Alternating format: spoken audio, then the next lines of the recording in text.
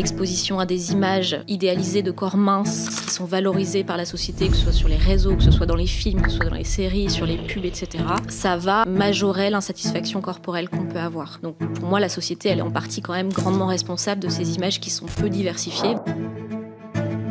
Pour moi, le psychiatre, c'est un peu le médecin généraliste de la santé mentale. On devrait tous avoir un psychiatre. Tout trouble des conduites alimentaires est multifactoriel. C'est-à-dire qu'il y a un terrain de vulnérabilité qui va être présent. Il va y avoir un facteur déclenchant qui peut être un régime, qui peut être la mise en place d'un jeûne intermittent, qui peut être la mise en place d'un régime cétogène. Quand c'est esthétique, c'est une bonne ou c'est une mauvaise raison pour vouloir perdre du poids ?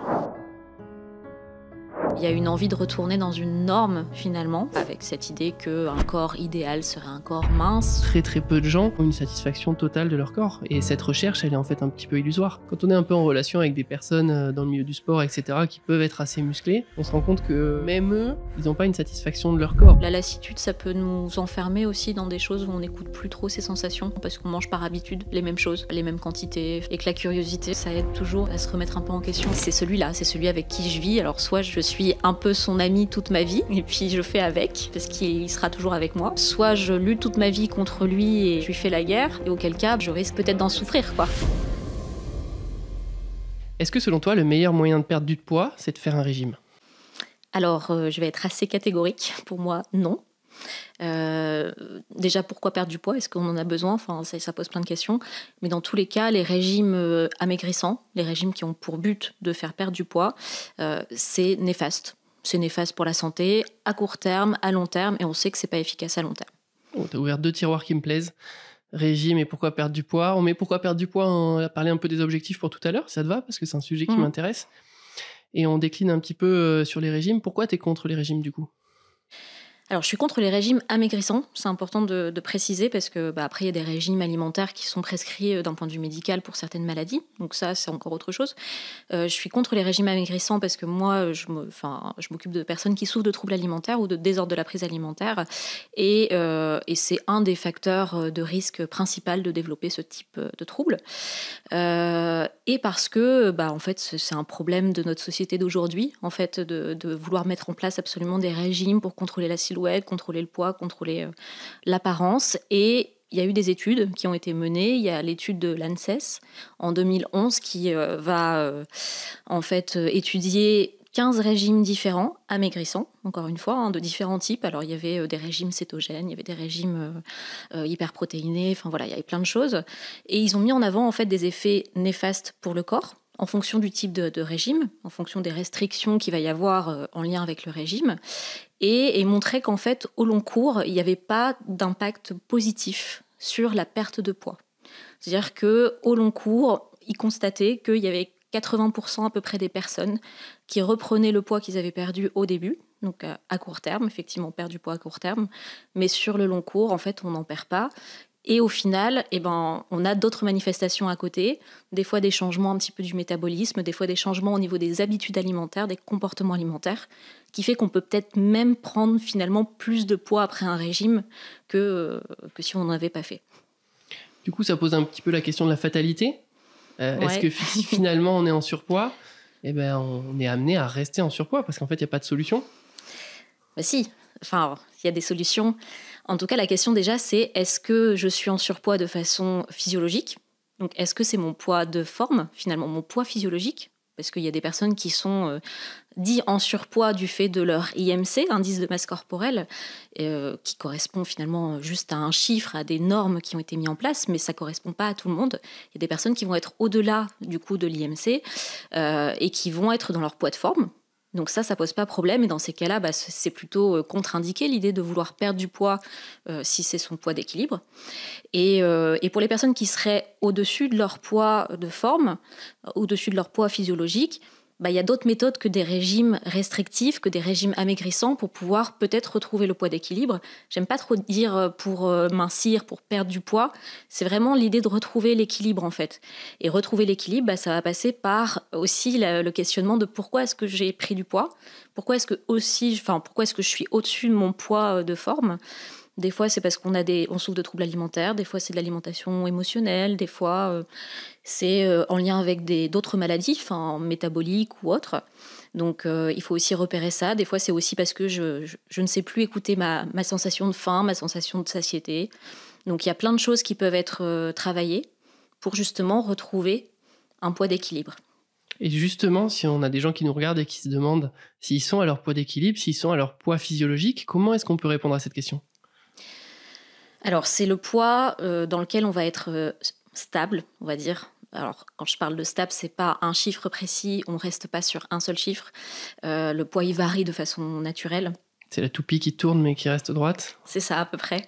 Donc, on reste dans une fourchette stable, on va dire, sans avoir derrière de désordre de la prise alimentaire. C'est-à-dire, je me restreins pas, je me frustre pas, j'écoute mes envies, je compense pas. J'ai un rapport vraiment spontané, sain et serein, on va dire, à mon alimentation. D'accord, donc le poids d'équilibre, le poids physiologique, il est défini à part d'éléments qui se rapprochent plus de la santé psychologique ? Physique et psychologique, je dirais aussi, c'est un ensemble en fait. C'est l'homéostasie du corps, quoi. C'est le corps qui... C'est défini, je pense, en grande partie de notre génétique. Depuis petit, on est sur une courbe. On voit les courbes de poids chez l'enfant, les courbes de croissance. Et en fait, on peut regarder par rapport à ça aussi. Nous, on le fait avec certains patients pour voir un petit peu justement vers où on va en termes de poids de forme. Quand on voit le couloir dans lequel on évolue, donc le couloir des courbes dans lequel on évolue enfant, souvent on arrive à un couloir à l'âge adulte qui est le même et qui correspond à peu près au poids d'équilibre. Mais après ça se donc définit par si plein moi de je comprends façons. bien ce que tu défends, toi tu défends que on est dans un couloir, dans une tendance de courbe, et que finalement on va pas trop varier, et finalement il faut pas trop varier parce que sinon ça peut entraîner certaines conséquences à essayer de vouloir lutter contre cet équilibre-là. Alors oui, et je nuance, ça varie de toute façon quand même un petit peu au fil de la vie, parce que ça varie avec l'âge, ça varie avec les différentes périodes de la vie, ça peut varier avec certaines maladies qui vont apparaître, avec des traitements, des choses comme ça. Il y a plein de possibilités, il y a plein de facteurs après. Mais effectivement, on ne va pas forcément être dans la même fourchette de poids quand on est jeune adulte que quand on vient d'être ménopausé, par exemple. Il y a une évolution qui se fait, mais elle reste progressive, et on reste quand même globalement en fait dans une évolution où on maintient en fait un équilibre au fil de la vie en fait.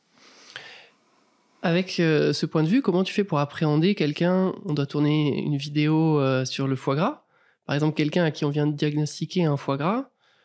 Du coup, il y a une raison médicale à la perte de poids, physiologique. Comment tu fais pour appréhender ça et faire en sorte que ça soit cohérent avec la grille de lecture dont tu viens de nous parler ?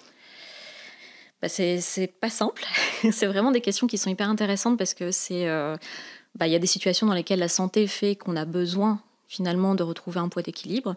Donc, je pense que ce qui est important, c'est de ne pas culpabiliser la personne sur le fait qu'elle n'est pas à son poids d'équilibre et qu'il y a eu des conséquences sur sa santé, parce que de toute façon, elle le sait, la personne, qu'elle n'est pas à son poids d'équilibre. Souvent, c'est pas une grande nouvelle. Ouais, ça je vois. Voilà, c'est des choses que la personne sait. Ça sert à rien de pointer du doigt et de dire alors c'est parce que vous êtes en surpoids, maintenant il faut perdre du poids et ça ira mieux. Je pense que pour moi, c'est à l'aborder de façon plus...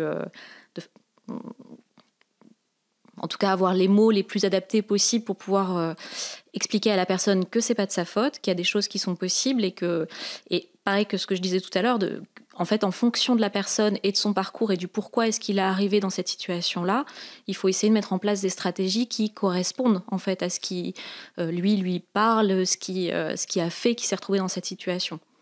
Et ça peut être plein de choses très différentes d'une personne à l'autre. Donc, c'est personnaliser un petit peu justement ça. Et pas juste dire il faut que vous perdiez du poids, mais dire il vous faut un accompagnement, peut-être psychologique, diététique, il y a plein de choses qui sont possibles pour vous permettre de retrouver votre équilibre au niveau de votre santé pondérale, au niveau de votre santé physique. Je suppose qu'il y a aussi des différences à faire entre peut-être toi et les gens que tu vois. Je pense que tu es plutôt avec une population de gens qui sont peut-être beaucoup en surpoids, peut-être que je me trompe, qui ont essayé beaucoup de choses, qui ont peut-être des TCA associés, et peut-être que c'est différent d'une personne qui peut-être a pris 1 kilo au fil des années, au bout de 10 ans, il y a 10 kilos, et peut-être que là, pareil, il y a encore une nuance à faire. Oui, bien sûr. Moi, je vois plutôt des patients qui souffrent de troubles des conduites alimentaires, donc type anorexie mentale et boulimie nerveuse. Donc, c'est plutôt des personnes qui sont soit en sous-poids, dénutris, soit avec des poids entre guillemets normaux, en tout cas peu en surpoids et en obésité. Et effectivement, c'est pas du tout la même chose d'être dans une situation de surpoids ou d'obésité en lien avec un trouble des conduites alimentaires que d'être en surpoids, obésité sur des habitudes de vie ou des choses comme ça, où effectivement la prise en charge, elle sera pas la même. Tout à fait. C'est pour ça que c'est important de se faire accompagner pour avoir des gens qui soient à même de faire le tri. On est rentré directement dans le vif du sujet, Camille. Donc, tu es là en partie parce que tu as écrit du coup ce livre, Jeune régime minceur, la grande manipulation chez Larousse. Je te propose de te présenter. Alors, oui, j'ai écrit ce livre qui est sorti en mai chez Larousse. Moi, je suis Camille Ringot, donc je suis psychiatre, médecin psychiatre. Je m'occupe de façon très spécifique des troubles des conduites alimentaires, donc de personnes qui souffrent d'anorexie mentale, de boulimie nerveuse, parfois d'hyperphagie boulimique aussi. Je travaille donc en région parisienne, sur des hôpitaux de jour, de la consultation aussi. Enfin, voilà, donc je suis des patients pour les aider en tout cas à surmonter ces troubles-là, et toujours en coordination avec une équipe pluridisciplinaire. Donc je travaille avec des médecins somaticiens, avec des diététiciens, des psychologues. Voilà. On est des équipes à chaque fois pour prendre en charge ces troubles-là. Et en dehors de ce travail-là à l'hôpital, je tiens aussi une chaîne sur Instagram, un compte qui s'appelle doc.tca, où j'essaye de faire de la prévention sur les troubles alimentaires ou sur les désordres de la prise alimentaire. Donc c'est plus spécifique aux personnes qui souffrent de troubles alimentaires, mais l'idée c'est que ça puisse aussi aider la population générale, j'ai envie de dire. Parce que l'idée, c'est un peu comme pour le livre, d'aller un petit peu à l'encontre des croyances qu'on peut avoir, des idées reçues qu'on peut avoir, qui sont malheureusement entretenues, véhiculées par la société, des idées qui malheureusement peuvent nous faire souffrir, peuvent nous faire modifier des comportements. Par exemple, le fait de se dire que là, avant Noël, il faudrait se mettre au régime pour pouvoir bien profiter des fêtes et pas prendre de kilos superflus. Voilà, ça va toucher tout le monde. Et donc, c'est aussi aller à l'encontre de ces messages-là, parce que ces messages-là peuvent induire des comportements qui vont faire souffrir sur le plan psychique, sans forcément développer des maladies mentale, mais ça peut aussi derrière faire développer des troubles des conduites alimentaires ou d'autres souffrances. Super. Et il y a aussi des recettes de cuisine. On en parlait sur cette page. Donc voilà, s'il y en a qui veulent goûter un petit peu ce que tu proposes, ils peuvent aller sur la page. Forcément, il y a un titre quand même qui interpelle.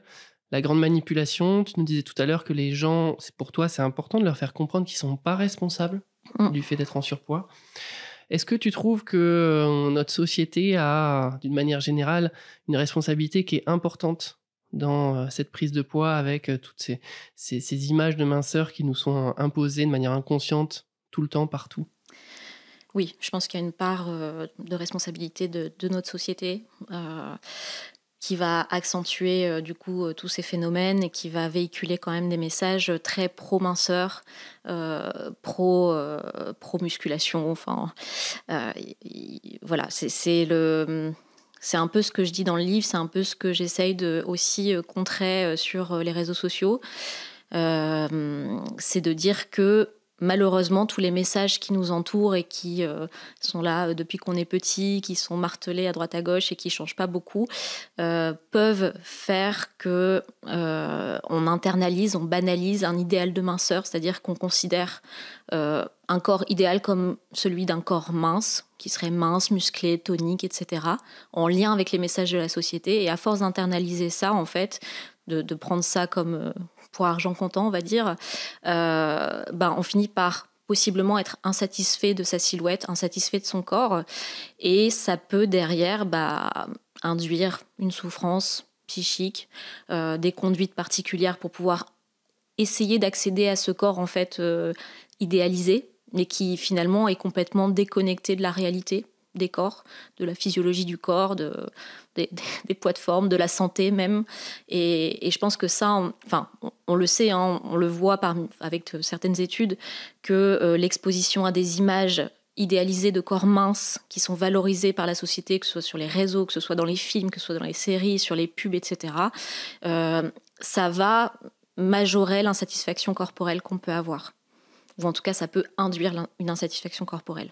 Donc, pour moi, la société, elle est en partie quand même grandement responsable de ces images qui sont peu diversifiées, même si ça change un peu, et qui sont très stéréotypées, en fait, sur des corps très idéalisés en fonction des modes et des tendances et des périodes, ça c'est sûr. Mais...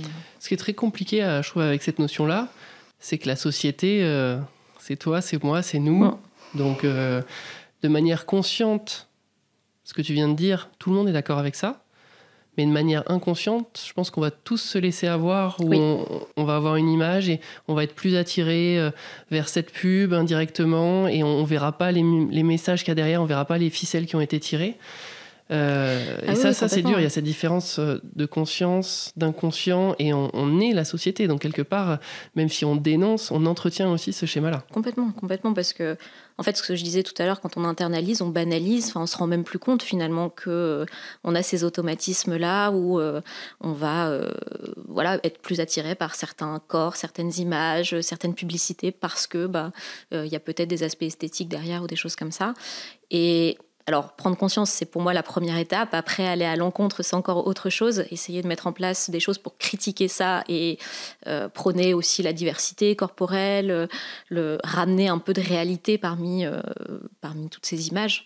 En fait, c'est encore autre chose. Mais oui, bien sûr qu'on peut ne pas s'en rendre compte et on peut l'entretenir sans le vouloir, même en ayant de façon intellectuelle l'idée que c'est pas ce qu'il faut et que c'est néfaste pour notre santé mentale.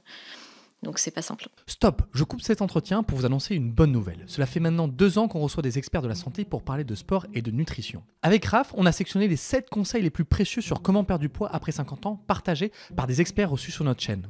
Vous recevez 7 emails pendant 7 jours, avec à chaque fois une information clé à retenir sur la perte de poids après 50 ans. Cliquez juste ici, c'est totalement gratuit. Allez, on reprend l'interview. L'autre jour, j'étais sur le site Nike et je regardais pour acheter des affaires. Et chez Nike, depuis, un an et demi, ils mettent vraiment en avant des mannequins qui sont en surpoids sur le site. Ça fait quelques temps que c'est apparu. Toi, est-ce que tu as eu le sentiment que ça avait une véritable incidence et ça changeait véritablement les choses auprès des gens que tu voyais en consultation ?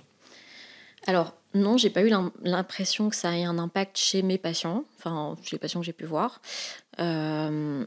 Mais on sait que c'est la fréquence d'exposition aux images d'idéal mince, de corps mince, qui fait qu'on va plus internaliser cet idéal et être plus insatisfait. Donc je me dis que le fait, normalement dans la logique, le fait de mettre en avant des images de corps diversifiés, qui se rapprochent plus des corps normaux, du coup, qui est de tout, selon moi, ça va quand même dans le bon sens et ça permettra peut-être d'avoir une vision plus nuancée du corps et d'un idéal corporel qu'on pourrait avoir. Ça va venir nuancer en fait. En tout cas, je l'espère. Dans l'idée, ce serait ça. À force d'être exposé, en fait, petit à petit, ça banalise le principe. Je sais pas si je vais faire une comparaison des désensibilisations peut-être dans les allergies, ou à force d'avoir quelque chose au début peut-être qui va nous surprendre, et puis finalement au bout d'un moment ça va paraître normal et ça va s'inscrire en nous. C'est ça. Ok, bon, ça va, c'était pas trop mal. Tout à l'heure, tu as dit que, je sais pas quand est-ce que sortira cette vidéo, peut-être après Noël, mais là on est avant Noël. Ouais. Et que cette notion de vouloir perdre du poids avant Noël pour préparer un petit peu les moments où il y aura des excès plus tard, ça, c'est négatif. Tu peux développer ? Oui. Alors, c'est des choses qui sont, pareil, très banalisées aussi dans notre société, parce que on entend ça très régulièrement. Si c'est pas Noël, c'est autre chose, c'est avant l'été. En fait, l'idée d'anticiper comme ça les fêtes de fin d'année, il y a plusieurs choses. Ça veut dire prendre le contrôle sur son alimentation et anticiper le fait qu'on irait manger, enfin qu'on mangerait trop à un moment donné ou de façon excessive, ou que ça va être une alimentation qui n'est pas recommandée peut-être, ou un peu d'aller sur des aliments interdits. Pour moi, effectivement, c'est pas bon. C'est pas bon pour la santé physique, c'est pas bon pour la santé psychique. Alors je m'intéresse particulièrement à la santé psychique, hein, c'est sûr. Mais en gros... prendre le contrôle sur son alimentation, c'est ne plus écouter du coup ses sensations alimentaires. Non, j'écoute plus ma sensation de faim, j'écoute plus ma sensation de satiété. Je me dis que je me mets en restriction. On l'a dit tout à l'heure, hein, les régimes restrictifs et toute restriction en fait finalement, pour moi et pas que pour moi d'ailleurs, sont néfastes pour notre corps et pour notre santé mentale et sur le long cours encore plus. Le fait de se mettre en restriction comme ça, le risque c'est que déjà je me sente moins bien parce que je suis en déficit énergétique avant les fêtes. Déjà, juste de façon très basique, que peut-être je vais avoir des carences parce que j'élimine certaines choses de mon alimentation en prévision d'un repas de fête qui serait potentiellement dit trop riche. Bon. Et arrivé aux fêtes, en fait, le risque, c'est que j'ai été aussi un peu frustrée, que je sois en déficit énergétique et que finalement, j'écoute absolument pas mes sensations, mais que je me rue sur l'alimentation, que je perde un peu le contrôle de ce que je suis en train de manger et que je mange au-delà de mes sensations corporelles. Et souvent avec un aspect potentiellement de culpabilité derrière parce que je me suis restreint avant, j'ai intellectualisé le fait que ça allait être un repas riche, peut-être de trop, et du coup je me sens encore plus mal après les fêtes. Enfin, voilà, ça implique plein de mécanismes différents. Et pour moi, c'est pas bon parce qu'on vient prendre le contrôle, on n'écoute plus son corps, on n'écoute plus son plaisir, alors qu'en fait, les repas de fête, c'est quoi ? C'est un repas convivial, un repas agréable, de plaisir, enfin potentiellement, hein, tout le monde ne le vit pas comme ça, mais c'est un peu l'idée générale, on va dire.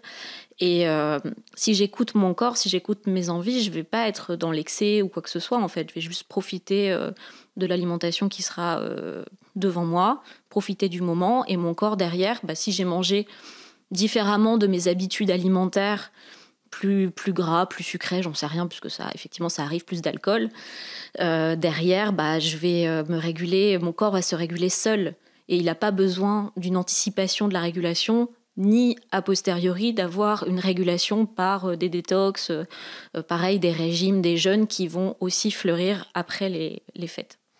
Donc voilà, toi, ce que tu défends, c'est que tu reviens sur cette notion de régulation physiologique de l'alimentation, où en fait, on le voit sur des études, quand il y a une personne qui mange beaucoup à un repas, normalement, il y a des phénomènes inconscients qui font qu'a priori, au repas suivant, elle mangera un peu moins et que ça fait un déséquilibre. Mais toi, par contre, cette notion de déséquilibre, tu veux pas qu'elle soit imposée consciemment par la personne. C'est ça. Que ce soit pas contrôlé par la personne. Que la personne puisse, alors c'est pas simple, hein, mais puisse écouter son corps en fait et lui faire confiance. Moi, quand j'écoute ça, il y a certains moments où effectivement je mets du contrôle dans mon alimentation. Du coup, quand je t'entends, je me dis que forcément c'est quelque chose qu'il faut pas faire et que c'est forcément néfaste. Après, tout dépend de l'intensité avec laquelle on le fait. Je pense que de façon assez naturelle, il y a peut-être des choses qu'on va faire et qui vont pas avoir de conséquences pathologiques derrière, mais c'est l'idée un peu plus globale. On va dire que si je commence à faire ça en permanence avec mon alimentation, si c'est des conduites assez extrêmes de restriction avant, de restriction après, et que je suis complètement déconnectée de mes sensations, effectivement, là, c'est pas bon. Mais il y a toujours de la nuance dans ce qu'on dit. C'est sûr que des fois, on va le faire même sans y penser. Mais voilà, c'est l'idée globale que vouloir mettre absolument du contrôle, intellectualiser son alimentation, sa prise alimentaire, ça peut nous dérégler, ça peut nous déconnecter de nos sensations et ça peut nous frustrer aussi, et que derrière on peut se retrouver avec des comportements qui sont pas bons pour notre santé. Ouais, ça c'est très intéressant. Tu vois, on parlait au tout début un petit peu des régimes et du jeûne intermittent qui peut être vu comme un régime ou pas d'ailleurs. Enfin, je sais pas. Moi, j'ai fait du jeûne intermittent. J'ai testé. J'en fais plus à l'heure actuelle.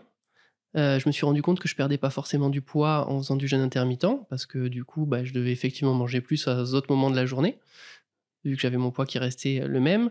Et puis finalement, après, je suis rentré dans une autre organisation de vie. Moi, ça m'allait bien initialement parce que j'aime pas manger le matin. Après, je suis rentré dans une autre organisation de vie où des fois, je fais du sport matin et soir. Donc, j'avais besoin derrière, après avoir fait du sport, de remanger un peu rapidement, en tout cas des glucides potentiellement. Ouais. Et donc voilà, donc j'ai expérimenté différentes choses, etc. Et moi, je trouve que ça a été assez bénéfique parce que j'ai réussi à expérimenter tout seul que ce jeûne intermittent, il ne me permettait pas de perdre du poids. Mmh. Et du coup, j'y suis revenu.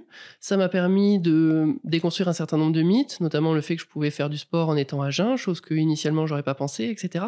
Comment est-ce que tu expliques que finalement on réponde pas tous pareil à une même situation, à un même stimulus? Pourquoi il y en a certains qui peut-être vont décompenser, pas d'autres? Dans tous les cas, le fait que derrière un régime restrictif ou la mise en place d'un contrôle alimentaire, il puisse y avoir des comportements délétères pour la santé mentale, par exemple, des troubles des conduites alimentaires, c'est de toute façon pas lié uniquement au régime en soi. C'est un facteur déclenchant. Mais tout trouble des conduites alimentaires, en fait, est multifactoriel. C'est-à-dire qu'il y a un terrain de vulnérabilité qui va être présent. Il va y avoir un facteur déclenchant qui peut être un régime, qui peut être la mise en place d'un jeûne intermittent, qui peut être la mise en place d'un régime cétogène. Ça peut être d'autres facteurs déclenchants aussi, il peut y en avoir plusieurs. Et après, il va y avoir des facteurs d'entretien, en fait, qui vont se mettre en place et qui vont faire que je vais entretenir ce comportement sur le long cours.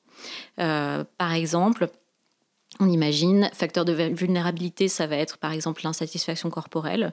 Je me sens pas bien dans mon corps depuis longtemps, du fait des messages qui sont véhiculés autour de moi, on en a parlé tout à l'heure. Facteur déclenchant, j'essaye de mettre en place quelque chose, je mets en place un régime, jeûne intermittent, mais derrière je me sens déjà pas très bien, j'ai peu d'estime de moi, je me sens en difficulté avec mon corps, donc j'essaye vraiment de mettre en place quelque chose pour maîtriser ce corps. Et l'entretien, ça peut être aussi, par exemple, un autre facteur, le fait que je sois valorisée par mon entourage sur le fait que je reprenne le contrôle sur mon alimentation, que je perde du poids. Dis donc, ça te va bien de perdre du poids, c'est chouette, tu te reprends en main. Et donc, ça va me valoriser, moi qui avais peu confiance en moi qui me sentais insatisfaite par rapport à mon corps, j'ai des compliments. Donc, ça va me donner envie de le continuer. Et sur d'autres, un ensemble de facteurs, de vulnérabilité, de risques, je vais finalement développer ces troubles qui, au début, me sont bénéfiques, viennent répondre à quelque chose, m'aident, sont une solution, en fait, les patients ils le disent souvent comme ça, et qui, finalement, à moyen terme, long terme, vont être extrêmement délétères pour la santé. Ok. Tout à l'heure, tu as parlé de l'IMC. J'ai l'impression que c'est pas ton ami, l'IMC. Oui et non. C'est juste que il faut pas trop focaliser sur l'IMC, je pense. C'est un chiffre. C'est un chiffre qui a été mis en place par l'OMS aussi pour pouvoir parler des risques du surpoids, de l'obésité. Donc effectivement, ça reste la norme de l'IMC, 18,5, 25. Très bien. Il y a des personnes qui sont physiologiquement au-delà et qui sont en très bonne santé, et qui sont physiologiquement en dessous et qui sont en très bonne santé. Donc il ne faut pas absolument se dire il faut que je sois dans cette fourchette-là pour être dans une norme. Et en plus de ça, il y a des personnes qui vont être à 20 d'IMC, qui vont se dire très bien, je suis à 20 d'IMC, je ne comprends pas pourquoi je me sens quand même pas très bien, et qui en fait ont un poids de forme qui est un peu au-dessus, par exemple. C'est juste l'IMC, ça ne correspond pas à grand-chose en fait. L'IMC, c'est l'indice de masse corporelle dont tout le monde connaît, je pense, mais c'est la masse sur la taille au carré. On obtient un chiffre, et suivant le chiffre qu'on obtient, cruellement, l'indice classe dans différentes catégories: maigreur, normalité, surpoids, obésité. Ouais. J'ai oublié ce que je voulais dire. Oui, donc l'IMC, le problème peut-être, c'est quand on le prend de manière individuelle, en fait, parce que il a été fait, je pense, pour faire de la santé publique. Oui, c'est ça. À l'échelle d'une population, il a quand même plutôt raison. En tout cas, si on se place sur le syndrome métabolique, il y a une corrélation entre le score qu'on obtient à l'IMC et le syndrome métabolique. Mais après, il y a plein d'autres choses qui rentrent pas en ligne de compte. Il y a plein d'exceptions. Peut-être que si on se demande, je sais pas moi, si on est en bonne santé au niveau ORL, l'IMC il aura pas grand chose à voir. Non. A priori. Potentiellement pas. Donc c'est un outil qui est fait pour faire des statistiques, pour mesurer peut-être certaines choses à l'échelle d'une population, mais individuellement. Ça peut aider à dépister, ouais. Ça peut aider. Il faut savoir comment on l'utilise. Ça peut aider globalement. Des mais il faut faire attention à comment on l'utilise, comment on l'interprète, parce qu'effectivement, il y a des personnes qui sont classées avec l'IMC, entre guillemets, je n'aime pas trop ce terme, mais en surpoids, alors qu'en fait, ils ont un IMC plus élevé parce que, par exemple, ils font énormément de sport. et que la masse musculaire, Par exemple, elle on est prend lourde. beaucoup, c'était l'urinaire. Voilà, et en fait, ça ne veut pas dire qu'on est en mauvaise santé pour autant. Donc l'IMC parle pas trop dans ce sens-là. Après, nous, on l'utilise aussi en tant que médecin. Moi, là, dans mes équipes pluridisciplinaires où on s'occupe de la dénutrition dans l'anorexie mentale, ça nous permet aussi de voir la sévérité de la dénutrition. C'est un premier filtre. Voilà, donc ça peut être aidant, c'est intéressant, mais il faut pas focaliser trop là-dessus et vouloir absolument rentrer dans cette fourchette qui correspondra pas à tout le monde. Tout à fait. Tu parlais tout à l'heure des objectifs, et c'est un tiroir qui m'intéressait à ouvrir. En plus, avec l'IMC, est-ce que toi, quels sont les objectifs des gens qui viennent... Quels sont les objectifs des personnes pour perdre du poids ? Est-ce que c'est de la santé ? Est-ce que c'est physique ? Est-ce que c'est un gain de confiance ? Est-ce que c'est lié à l'IMC ? Est-ce qu'il y a des gens qui te disent « Moi, je veux revenir dans une fourchette inférieure avec un IMC à moins de 25 ?» Alors, pour les patients que j'ai qui sont en surpoids ou en situation d'obésité, on va dire que le plus souvent, c'est quand même esthétique, physique, sur l'apparence, parce que c'est des situations qui les gênent dans leur quotidien, des remarques, du harcèlement, il peut y avoir... Moi, ils viennent voir le psychiatre, donc c'est pas encore pareil que d'aller voir son médecin généraliste quand on est en surpoids, donc forcément, il y a déjà un impact psychique, finalement, de ce surpoids ou de cette obésité. Donc, il y a une envie de retourner dans une norme, finalement, avec cette idée qu'un corps idéal serait un corps mince, souvent, qui est aussi très internalisé par les personnes qui viennent en consultation. Après, c'est pas la seule chose. Les patients, ils peuvent aussi venir et dire moi, j'en ai marre d'être essoufflée quand je marche. J'aimerais bien pouvoir m'occuper différemment de mes enfants et je vois que je suis limitée par rapport à mon surpoids.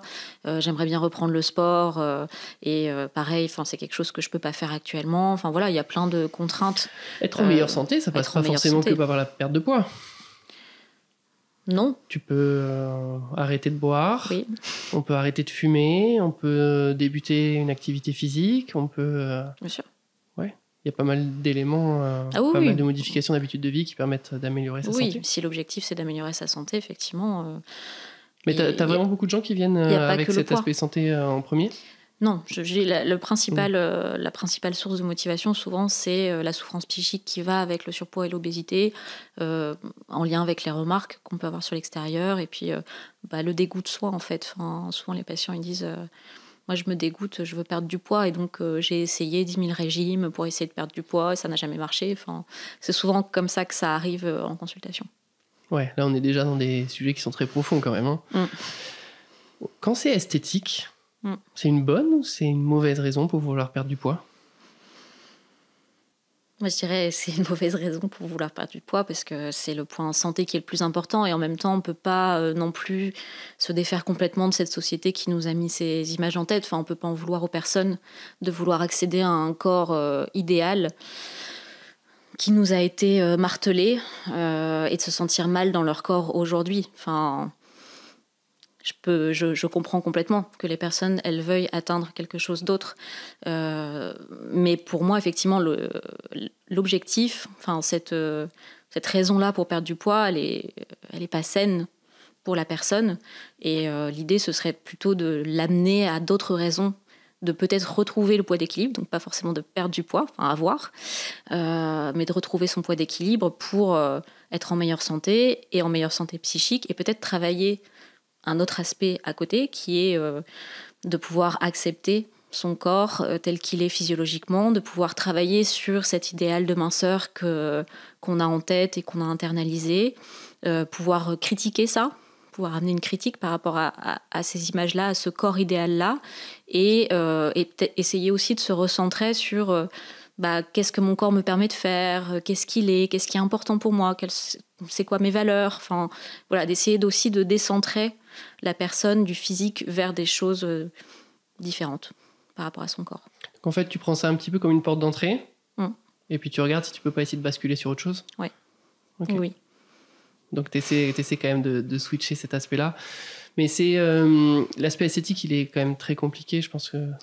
Ce que tu viens de dire, ouais, il est omniprésent. Le mettre sous le tapis, c'est aussi se mentir à soi-même. Je pense en tant que professionnel de santé, parce qu'on en a parlé tout à l'heure, on est même nous-mêmes influencés, on vit dans la société, etc. Donc, on peut pas reprocher à des gens de. Non. Et il n'y a pas de reproche à faire de toute façon. C'est aussi dire, bah voilà, notre société fait aussi que nous, on est tous comme ça et qu'on pense tous de cette façon-là. Et on critique pas la personne pour ça. C'est pas l'idée du tout. Faut pas qu'elle se sente mal à l'idée de vouloir esthétiquement parlant ressembler à quelqu'un d'autre, avoir un corps un peu différent, être plus musclé, etc. Il faut le prendre en compte. Il faut pouvoir nuancer les choses et peut-être aider à voir aussi la beauté esthétique autrement qu'à travers des idéaux. Et tout doucement, mais c'est pas des choses qui se travaillent. C'est sur le long cours en fait. Quand on est un peu en relation avec des personnes dans le milieu du sport, etc., qui peuvent être assez musclées, on se rend compte que, entre guillemets, même eux, ils n'ont pas une satisfaction de leur corps, en fait. Je pense qu'on n'arrive jamais, que ça soit voulu ou pas voulu, de manière inconsciente. Il y a des gens qui font du sport depuis tout petit et puis il y a un corps qui évolue avec. Mais en fait, il n'y a personne qui se dit, ou très très peu de gens, qui ont une satisfaction totale de leur corps. Et cette recherche, elle est en fait un petit peu illusoire. Oui, je pense qu'il y a très peu de gens qui sont satisfaits. Après... Du coup, moi, ce que j'essaye de viser un petit peu, déjà pour moi-même et pour les patients, et pour moi-même et aussi, c'est l'idée de faire la paix aussi avec ce corps. Plutôt que même d'être satisfait ou d'être dans quelque chose d'un aspect positif de son corps, au moins de se dire, voilà, je sais que c'est mon corps, que je ne peux pas le maîtriser complètement, qu'il est comme ça, et d'essayer de faire la paix avec ça et de se dire, il y a des jours où peut-être je l'aimerais bien, des jours où je l'aimerais moins bien, où je ne l'aimerais pas du tout, peut-être d'être plus dans cet aspect neutre vis-à-vis de mon corps que dans un aspect forcément positif. Ce qui est difficile avec le fait d'être neutre, c'est que ça fait un peu référence, je trouve, c'est pas comme ça que tu l'as amené, mais au fait de se détacher. Ouais. Je ne le vois pas comme un détachement, mais...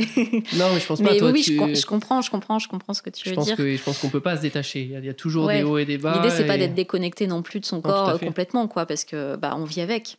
Mais c'est pouvoir aussi bien accueillir le positif que le négatif et de se dire, aussi, c'est celui-là, c'est celui avec qui je vis. Alors, soit je suis un peu son ami toute ma vie, et puis je fais avec, parce qu'il sera toujours avec moi. Soit je lutte toute ma vie contre lui et je lui fais la guerre, et auquel cas, je risque quand même peut-être d'en souffrir, toute ma vie, à essayer de maîtriser quelque chose qui n'est pas maîtrisable. Donc c'est plutôt dans ce sens-là de pouvoir faire la paix avec ce corps avec qui on vit en fait tout au long de sa vie.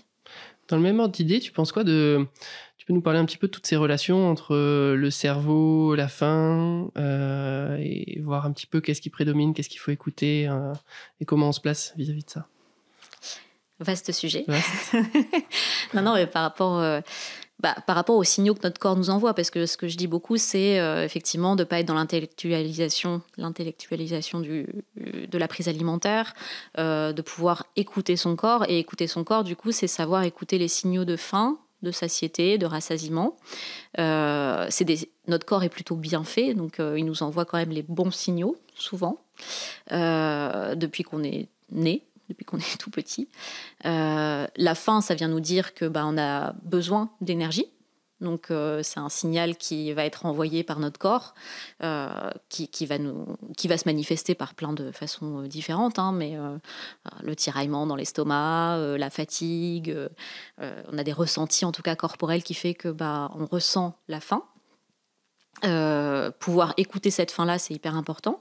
Alors la faim, ça nous dit j'ai besoin de manger, j'ai besoin d'énergie. Ça nous dit pas non plus combien j'ai besoin de manger, qu'est-ce que j'ai besoin de manger. Donc après, c'est ce que je détaille un petit peu aussi dans le livre, même si je suis pas diététicienne nutritionniste, mais c'est dans l'idée de pouvoir reconnecter avec ces sensations-là. C'est de pouvoir alors aussi bien écouter la faim que derrière l'appétit qui va plus nous aider à cibler ce qu'on va manger. Donc ça va plus venir répondre qualitativement en fait à ce dont on a besoin. L'appétit, c'est l'envie de ce qu'on veut manger, du coup. Ok. Ouais, du coup, c'est donc j'ai faim et je sens que j'ai envie de manger, je sais pas, du fromage. Potentiellement, mon corps, il a besoin de fromage. Donc, je vais me diriger vers ça. Et ensuite, je vais écouter ma ma sensation de rassasiement. Donc c'est le fait d'avoir avoir complété finalement la bonne quantité d'apport énergétique pour mon corps. Donc ça vient me dire c'est fini. Des besoins physiologiques, on repart sur la faim. Ouais. Après, on repart. C'est là, il y a une période de satiété, donc j'ai plus de besoins. Mon corps, il a répondu à ses besoins, donc toute cette période-là, c'est la période de satiété. Et ensuite, la faim, elle revient pour dire, là, j'ai à nouveau des besoins. Et donc, c'est l'idée de répondre à ça. Donc ça, c'est assez pratico-pratique, on va dire. Hein.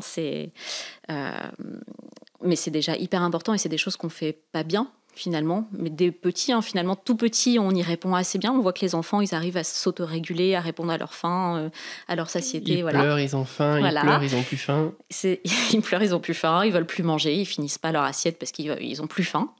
Et puis au fur et à mesure, on se rend compte que on intellectualise quand même assez rapidement finalement notre alimentation. Alors c'est aussi potentiellement lié à notre société, et du coup on va se déconnecter un petit peu de ces sensations-là et plus les écouter correctement. En tout cas, il y a certaines personnes qui n'arrivent plus à les écouter correctement, et c'est là où on peut se retrouver un petit peu en difficulté à manger au-delà de ses sensations, à pas répondre à sa faim, Donc il faut manger quand on a faim. Oui, ce serait ça l'idéal. Oui, mais ça a un paquet de conséquences quand même de dire ça. De dire qu'il faut manger quand on a faim ? Ouais. Ça veut dire que si on n'a pas faim, on mange pas ? Ok. Si on est en bonne santé, qu'on est dans son poids d'équilibre, quand on n'a pas faim, on mange pas. Ok. Donc, on n'a pas de parce maladie que ça, c'est particulière. Une question qu'on entend régulièrement. Moi, j'arrive, je sais pas, il est 11h30 ou il est 9h30, j'ai pas faim. Est-ce que je dois manger ou pas ? Toi, tu dis non. Toujours pareil, je mets des petites astérisques. Dans un contexte non pathologique. Voilà, dans un contexte non pathologique, si j'ai pas faim, je mange pas et j'attends d'avoir faim pour manger. Ok. Et du coup, comment est-ce qu'on concilie ça avec nos 3 repas dans la journée, le petit déjeuner, le déjeuner, le dîner ? Parce que toi, ce que tu peux nous dire, c'est que par exemple, si on a faim à 16h, on mange à 16h et pas à 20h. Ce serait idéal. Après, on est obligé de faire des compromis avec nos fonctionnements respectifs et notre mode de vie, et notre travail, etc. Donc, il y a aussi cette part-là à prendre en compte. Là, je parle vraiment de façon très basique. Quand on a faim, on mange. Quand on n'a plus faim, on arrête de manger. Quand on n'a pas faim, on ne mange pas. Et après, je n'ai pas parlé des envies alimentaires, qui sont encore un autre champ différent de juste la faim, la satiété. Les envies alimentaires auxquelles on peut répondre même sans avoir faim. Voilà, c'est encore autre chose. Mais oui, en fait, on s'est adapté à nos modes de vie. Voilà. Et ça nous a permis de réguler un peu notre alimentation comme ça, par habitude, par les rythmes, les habitudes alimentaires, de travail ou autres. On va réguler finalement notre appétit, nos sensations corporelles, elles vont être plutôt bien placées dans la journée pour qu'on puisse y répondre sans être impacté dans notre vie sociale, vie professionnelle. C'est terrible parce que j'allais encore donner une anecdote perso et... Vas-y. Je t'en prie. Je sais pas, on te dit ça, donner des anecdotes perso quand on parle avec une psychiatre, ça fait toujours un peu bizarre. Non. On se demande si on est trop normal. Mais moi, ça me ferait peur de sortir ce cadre des 3 repas par jour. En tout cas, à la fois, ça me ferait peur parce que finalement, je suis habitué à ça, ça me fait une base sur laquelle je me raccroche et physiologiquement, j'ai plutôt l'impression d'être équilibré dans ma façon de manger et ça se passe bien, ça coule et je me pose pas trop de questions. Et du coup, j'aurais l'impression qu'on me sort ce cadre, on me sort un petit peu cette échelle sur laquelle je suis ancré. Mais à côté de ça, j'adorerais faire l'expérience aussi dans un milieu où on met de la nourriture à volonté, je mange quand j'ai faim et voir est-ce que mon poids il augmenterait ou est-ce qu'il diminuerait ou est-ce qu'il resterait le même. Il faudrait un endroit aller au pôle Nord ou au pôle Sud où il fait toujours jour ou toujours nuit et puis on voit ce qui se passe. Alors ça impacterait aussi, je pense, s'il fait toujours jour ou toujours nuit, on aurait d'autres biais. Mais après, faut pas ça peut être une expérience hyper intéressante pour voir un petit peu justement comment répondre à ces sensations, est-ce qu'on y répond bien ou quoi. Et en même temps, nos vies actuelles dans notre société fait que ce rythme-là, en majorité, convient très bien et nous permet de bien répondre et bien répartir nos besoins énergétiques. Donc, il n'y a pas forcément besoin d'en changer vraiment. Dans le même ordre d'idée, il y a un peu aussi cette notion du... moi, je fonctionne beaucoup comme ça. On me donne une assiette, je mange l'assiette. Ce qu'il y a dans l'assiette, en tout cas. Plus que l'assiette. Ce qui est assez fréquent. Mais du coup, on pourrait dire que si on me donne une énorme assiette, je mange l'assiette. Si on me donne ce qu'il y a dans l'assiette, si on me donne une petite assiette, je mange beaucoup moins. Mais on est vachement influencé. Oui, non, mais on est vachement influencé. Moi aussi, hein. Enfin, clairement, je me sers au self. Puis il y a aussi cette idée de ne pas vouloir gâcher ou des choses comme ça qui rentrent en compte. Hein. Enfin, c'est encore autre chose, mais je vais souvent finir mon assiette. Et c'est ça. C'est là où on peut aussi peut-être agir pour les personnes qui sont en difficulté avec leur alimentation, parce que si on n'est pas en difficulté, si au niveau de la santé ça va, enfin, on n'a pas besoin d'aller se prendre la tête sur tous ces petits points-là, mais potentiellement d'essayer d'être plus dans le présent au moment où on va manger son repas, manger cette assiette qui nous a été servie, et peut-être savoir repérer à quel moment on n'a plus faim. Ou potentiellement si on a besoin d'encore manger après cette assiette qui était trop petite, ou de pouvoir s'arrêter et de dire là en fait je suis pas obligée de finir mon assiette parce que je sens que je suis à satiété, enfin je suis rassasiée, j'ai pas besoin de continuer. Et en fait c'est là où ça nous permet de bien réguler nos apports énergétiques et de répondre sans être au-delà. C'est vachement dur ça. Enfin, pour moi, je trouve que c'est vachement dur. Parce que, mais c'est vachement dur. Et on fonctionne, je pense pas tous pareil. Moi, ma femme, on est en train de manger, au bout d'un moment, elle me dit j'ai plus faim, elle pose la fourchette. C'est ça. Et moi, en plus, j'ai ce problème effectivement, j'ai l'impression qu'on gâche. Et du coup, c'est un peu compliqué de jeter de la nourriture. Et à côté de ça, est-ce que me forcer à faire la poubelle, c'est beaucoup mieux ? Non, c'est des vraies questions. Mais je comprends complètement. Enfin, moi aussi, ça me fait mal au cœur de jeter. Donc, des fois, je vais finir alors que je sais pertinemment. Par contre, je m'en rends compte. Alors, il y a des gens qui s'en rendent même pas compte parce que c'est dans leurs habitudes de finir l'assiette. Moi, je me rends compte que je peux déjà, des fois, manger au-delà de ma faim, mais juste pour pas jeter. Après, j'ai conscience que c'est pas forcément... du coup, une bonne chose pour mon corps non plus que de l'utiliser comme poubelle, entre guillemets, parce que c'est un petit peu ça. C'est aussi notre éducation. Je coupe très rapidement cette interview passionnante pour vous donner une information qui va vous intéresser. Avec Raph, on a créé les tips de GG Raph, une newsletter exclusive où on va vous partager tous nos conseils santé appuyés par nos lectures d'articles scientifiques. Un dimanche matin sur deux, nous vous dévoilons nos pépites pour booster votre santé après 50 ans. Cliquez juste ici pour y accéder. Attention, chaque tips est envoyé qu'une seule fois, donc arrêtez d'en louper et inscrivez-vous dès maintenant. Vous pouvez bien sûr vous désabonner à tout moment si le contenu ne vous intéresse pas. Et c'est totalement gratuit. Allez, on reprend l'interview, je ne veux pas déranger Raph plus longtemps. Ça vient beaucoup de l'éducation. Quand on était petit, on nous a dit finis ton assiette. Alors, peut-être en partie, il n'y a sûrement pas que ça. Il y a aussi les gens qui ont manqué de nourriture, nos grands-parents qui ont vécu la guerre ou des choses comme ça, qui étaient très à cheval aussi sur le fait de vraiment bien finir, pas jeter, pas gâcher, parce qu'on a la chance d'avoir à manger. Voilà, il y a plein de cultures et d'éducations différentes qui expliquent ça. Mais c'est vrai que ça fait partie aussi des messages qu'on a peut-être vécu petit et qui sont restés en tête, le fait il faut absolument finir son assiette, alors que peut-être l'enfant n'avait pas faim. Et c'est là où je pense que c'est important, en tant que parent, de réussir à apprendre à son enfant à s'arrêter quand il a plus faim. Parce que ça commence dès tout petit en fait. Si dès tout petit je vais au-delà de mes sensations et que je les écoute pas, comment je peux réussir à l'âge adulte, dans mon développement, à écouter ces sensations-là alors que je les ai refoulées finalement dès petit. Donc je pense que c'est pas forcément une bonne chose que de forcer l'enfant à finir son assiette, son plat, ou lui dire tu finis ton assiette pour manger un dessert. Alors bien sûr qu'il y a un cadre alimentaire, qu'on ne peut pas faire n'importe quoi non plus, qu'il faut respecter un certain équilibre et tout ça, mais peut-être réussir à apprendre à son enfant de s'arrêter quand il a plus faim pour le plat principal, et quitte à ce qu'il ait envie derrière de prendre un dessert, parce que c'est aussi un autre apport qui est important pour l'équilibre. Il y a cette notion d'équilibre en fait, ou peut-être comment est-ce qu'on... Alors moi je suis pas du tout spécialiste, et j'ai pas été confronté à ça surtout. Comment est-ce que par exemple un enfant, on va faire en sorte qu'il mange un petit peu de légumes et qu'il goûte ça, peut-être que ça lui plaira pas au premier abord. Et d'après ce que tu viens de me dire, lui dire si tu manges pas ça, t'auras pas de yaourt, apparemment c'est pas la bonne idée. C'est pas la meilleure idée. C'est pas la meilleure. Mais est-ce qu'il y en a une meilleure ? C'est de proposer et de faire goûter, je pense, sans forcer. Faut pas braquer non plus, je pense, l'enfant, mais d'essayer de le stimuler, de l'exposer. en fait, de façon régulière. Et puis soi-même, à côté, de manger aussi équilibré, de manger diversifié. C'est sûr que si moi, je mange pas de légumes, je mange que des pâtes avec du fromage à côté de mon enfant à qui je dis il faut que tu manges un peu de carottes, un peu d'épinards, machin, ça va pas le faire non plus. Enfin, voilà, c'est un ensemble.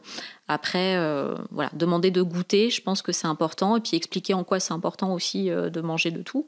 Et puis continuer à exposer l'enfant à une diversité. Tu penses que c'est quelque chose qu'il faut garder à l'âge adulte, ce souhait de vouloir découvrir des aliments, goûter des choses, faire évoluer, je sais pas dans quelle mesure on peut évoluer de manière, on peut faire évoluer de manière consciente notre palais et les différents goûts, mais tu penses qu'il faut garder cette curiosité même quand on grandit? Moi, je pense que oui, parce qu'on peut avoir une certaine lassitude à s'alimenter et que la lassitude, ça peut nous enfermer aussi dans des choses où on n'écoute plus trop ses sensations. Enfin, justement, parce qu'on mange par habitude les mêmes choses, les mêmes quantités. Enfin, et que la curiosité, ça aide toujours à se remettre un peu en question, en fait. Je pense que c'est une bonne chose. C'est en partie pour ça que tu partages des idées de recettes Entre autres. C'est la découverte. Moi, j'adore découvrir des nouvelles saveurs, aller chercher des choses que je connais pas du tout dans d'autres cultures. Et puis, pour ramener aussi aux personnes la possibilité justement de changer de leurs habitudes, de sortir de leurs habitudes. Pour les personnes qui me suivent, qui ont des troubles des conduites alimentaires, c'est aussi de pouvoir retrouver du plaisir, retrouver de la nouveauté, sortir de rituels ou de choses comme ça, sortir des calories, des portions qu'elles peuvent avoir. Donc c'est vraiment sortir un peu d'une zone de confort, j'ai envie de dire, pour pouvoir se reconnecter à soi. Ok. Il y a une autre chose que je voudrais qu'on aborde ensemble, c'est l'expression « manger ses émotions ». Qu'est-ce que tu en penses de cette phrase ? Je pense que ça peut être vu comme quelque chose de très négatif par la société, manger ses émotions. Et qu'en même temps, il faut pas trop le voir comme quelque chose de négatif, parce que je pense que c'est normal à certains moments de manger ses émotions, d'avoir une alimentation émotionnelle. C'est-à-dire que je vais manger par rapport à une émotion qui vient pour me calmer une angoisse, calmer une tristesse. Voilà, ça peut arriver. Je pense je fais ça à certains moments. Ouais, moi aussi. Moi aussi. Des fois, j'ai besoin de réconfort avec la nourriture, et puis ça se range dans la catégorie de l'alimentation émotionnelle. Donc voilà. Et c'est pas forcément problématique, l'alimentation émotionnelle. Ça va devenir problématique si je fonctionne que comme ça. Si chaque émotion se traduit par une prise alimentaire, par exemple. Si ça me fait souffrir aussi, physiquement ou psychiquement, c'est sûr que voilà, si j'ai pas d'autres stratégies pour gérer mes émotions que l'alimentation, ça peut devenir problématique. Et dans ces cas-là, on peut le prendre en charge. Mais sinon, pour moi, c'est normal. Ouais, parce que si on estime qu'en fait manger ses émotions c'est absolument négatif, ça veut dire qu'on dissocie le fait de se nourrir du plaisir. Ah oui, je suis complètement d'accord. Ok, donc, ouais. Mais faut que ça reste dans une certaine limite. C'est ça, en fait, c'est toujours la question de la nuance, en fait. C'est quand le comportement il devient extrême, forcément, il peut être problématique pour la personne. À partir du moment où ça fait souffrir, je pense qu'il faut le prendre en charge. Il faut faire quelque chose de ça. On reste pas avec cette souffrance-là, mais il faut pas non plus diaboliser des comportements alors qu'ils sont complètement. Faut en avoir conscience peut-être aussi, non ? Essayer, faire en sorte que là on vient d'avoir, je sais pas, on a un truc qu'on n'a pas envie de faire, qu'il faut absolument qu'on fasse, et on se dit allez, je vais aller manger 2 carrés de chocolat et après je m'y mets, ça va me faire du bien. Là c'est typiquement du réconfort qu'on va chercher dans l'alimentation. C'est ça. J'ai besoin d'aller me prendre une glace, d'aller me prendre un pot de glace, oui, puis aussi c'est associé à des moments de fête aussi, hein. Des fois c'est pas que des émotions négatives, hein. C'est j'ai fini mes examens, on va aller fêter ça, on va se faire un bon resto, on va aller se faire on va peut-être manger au-delà de notre faim à ce moment-là, mais c'est pas grave en soi, c'est des moments agréables, c'est aussi en avoir conscience, je pense que c'est important, et pas diaboliser. Depuis tout à l'heure on parle d'alimentation. Ouais. L'autre versant de la pièce, c'est l'activité physique. Mm-hmm. Il y a aussi des mythes qui sont un petit peu associés à ça. Toi, c'est des choses que tu retrouves en consultation avec tes patients. Oui, ça fait partie des symptômes en fait des patients qui souffrent de troubles alimentaires. Surtout dans l'anorexie mentale, on va avoir des patients qui vont compenser leur prise alimentaire par leur activité physique ou qui vont être dans une hyperactivité physique pour dépenser de l'énergie et perdre du poids. Donc c'est des choses que j'aborde très souvent en consultation. Donc pour toi, quand on fait du sport, ça doit être seulement lié à une notion de plaisir et on ne doit pas faire du sport pour vouloir perdre du poids ? Alors, c'est hyper important que ce soit lié à une notion de plaisir. Que ça réponde à une sensation de bien-être, à une envie, et que ce ne soit pas une contrainte. Il ne faut pas que le sport devienne une contrainte.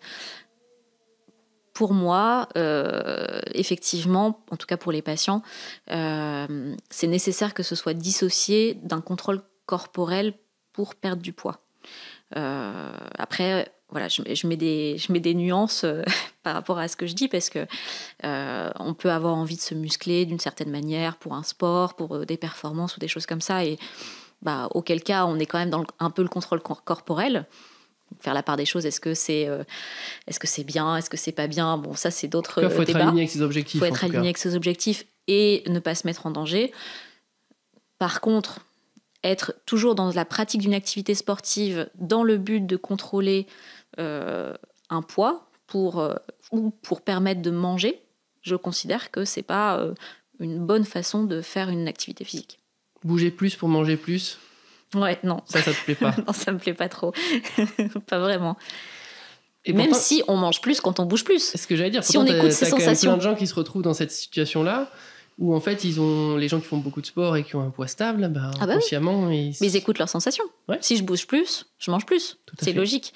Mais si je me force à faire du sport pour pouvoir manger plus, c'est à nouveau, j'intellectualise mon alimentation. Et puis ça peut dériver, quoi. Clairement. Et puis chez les patients que moi je suis, qui souffrent déjà de troubles des conduites alimentaires, c'est clairement pas des comportements adaptés. En tout cas, c'est des comportements qui sont liés à la maladie pour justement pas prendre de poids. Ok. Je te propose qu'on finisse avec 2 questions que je pose à tous nos invités. La première, si tu devais donner un seul conseil à tous tes patients pour améliorer leur santé, ce serait lequel ? Un seul conseil pour tous mes patients.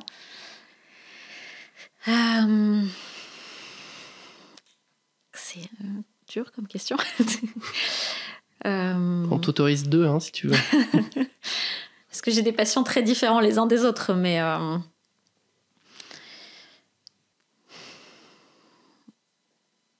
je pense qu'un des conseils importants pour les patients que moi je vois, c'est de se sentir légitime de consulter et d'exprimer toutes les choses qui les fait souffrir.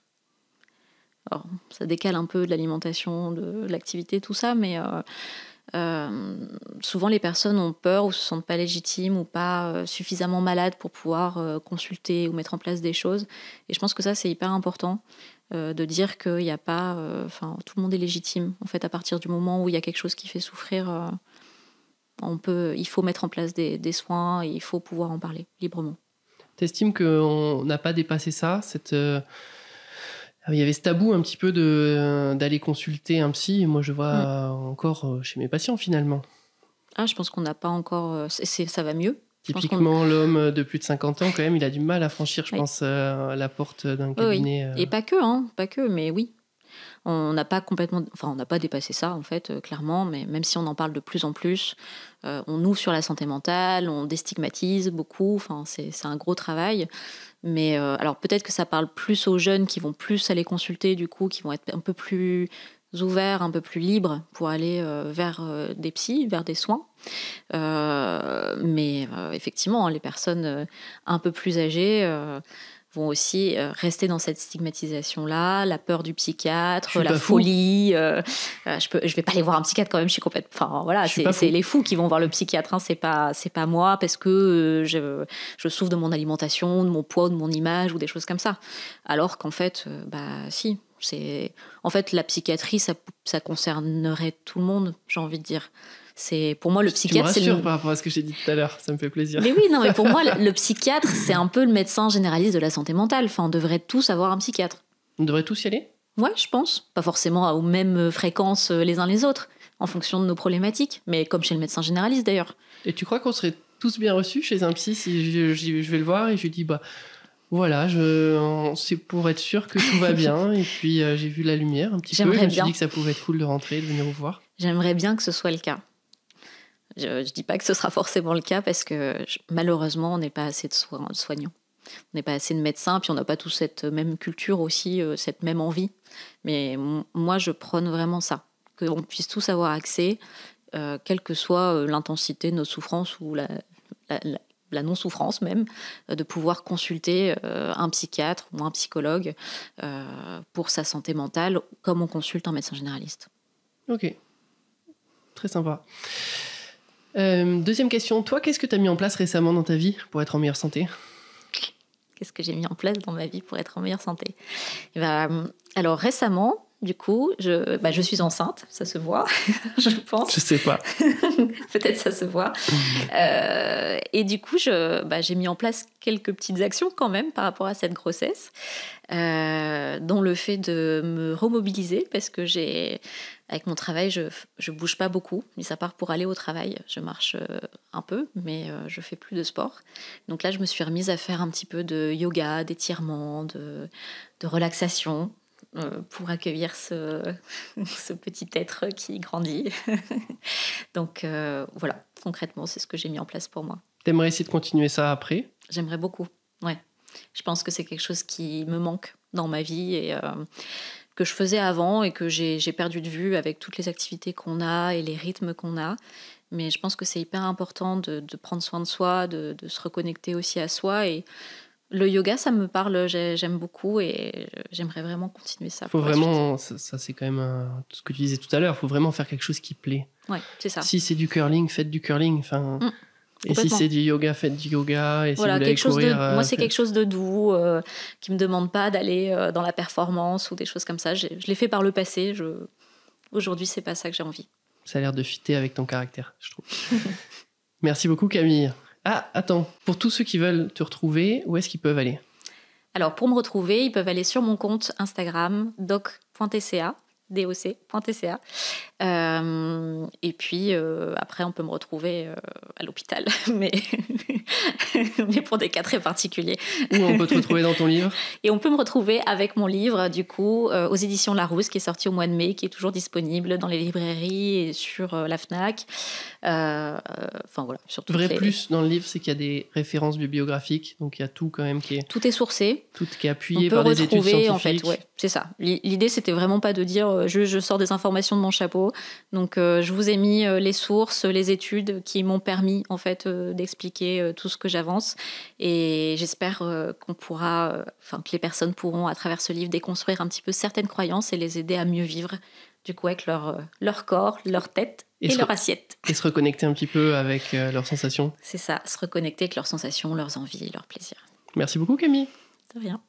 Cliquez ici pour visionner notre guide complet sur comment perdre du poids durablement après 50 ans.